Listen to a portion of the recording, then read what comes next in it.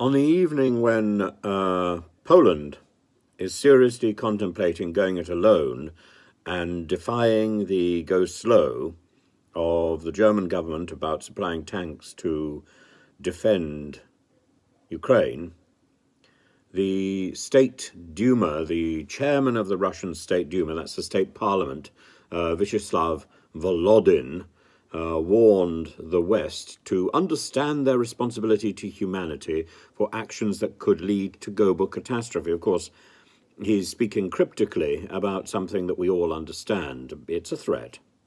The politician said that Russia would retaliate with more powerful weapons if the US and NATO countries supplied Ukraine with offensive weapons that could be used to capture territory and strike civilian citizens, or strike civilian cities. Well, it's very cryptic. It's very unclear what exactly he means by that. Does he mean that could be used to capture territory in the 4 regions that Russia has unilaterally seized from Ukraine?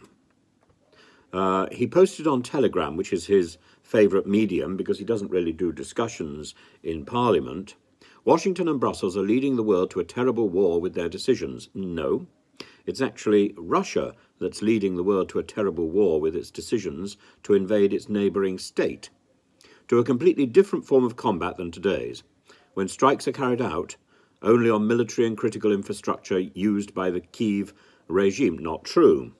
The strikes are carried out on civilian infrastructure, hitting civilian buildings, striking civilian waterworks and electricity stations. So this is simply not true what he's saying. He goes on, given the technological superiority of Russian weapons, not true. The foreign politicians making these decisions must understand this could end in a global scale tragedy that would destroy their countries and yours.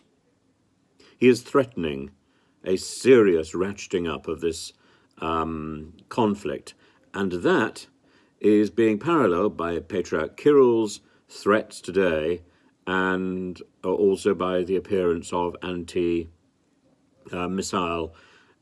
equipment on roofs across Moscow, and the sort of propaganda which is now being pushed through the Russian media that the West is preparing to strike Moscow. No, the West is not preparing to strike Moscow, but should Moscow strike the West, unfortunately, the idea of mutual support, which underpins NATO, would probably mean that there would be a strike into Russian territory. Whether that would be a strike into Moscow, I don't know. So this is Dmitry Medvedev has also uttered rather alarming words about a nuclear strike. He says, posting on Telegram, he says, a nuclear power losing a conventional war can provoke nuclear war. It's really the first time a Russian has admitted that Russia itself is potentially losing this war. The nuclear powers have not lost major conflicts on which their fate depends, he says. Ominous words. So far. Defence ministers of NATO met on January the 20th to discuss new military aid packages, and maybe this ratcheting up of language and the propaganda which is being put out across Russia at the moment is a response to that.